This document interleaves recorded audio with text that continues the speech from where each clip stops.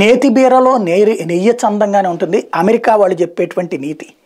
వాళ్ళ దగ్గర ప్రజాస్వామ్యం అనేటువంటిది నీతివంతం అని చెప్తూ నీతిబాహ్యమైన చర్యలకు ఎట్లా పాల్పడుతుంటారనడానికి సాక్ష్యం, వాళ్ళ మీదన బిన్ లాడెన్ అనేటువంటి వాడు దాడి చేస్తే బిన్ లాడెన్ ఏ దేశంలో ఉన్నాడో ఆ దేశపు ప్రభుత్వానికి కూడా చెప్పకుండా ఒక డ్రోన్స్ని పంపించి అటాక్ చేసింది, యుద్ధ విమానాలు పంపించి అటాక్ చేసింది. ఆ దేశం సలహా కానీ ఆ దేశంతో మాట్లాడడం కానీ కూడా చేయలే, అటాక్ చేసి వచ్చింది.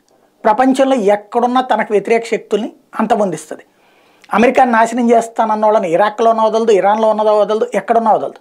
బట్ భారతదేశానికి సంబంధించి భారతదేశాన్ని ముక్కలు చేస్తాం, ఇక్కడ ఎయిర్పోర్టులు బద్దలు చేస్తాం, లేకపోతే క్రికెట్లో నాశనం చేస్తాం, ప్రధానమంత్రిని చంపేస్తాం బహిరంగంగా ప్రకటనలు ఇస్తున్నాడు. అమెరికన్ పౌరసత్వం ఇచ్చి కూర్చోబెట్టి కాళ్ళకి మొక్కుతూ ఉంటుంది. తాజాగా ఇదే ఉదంతాన్ని జయశంకర్ ప్రశ్నించారు.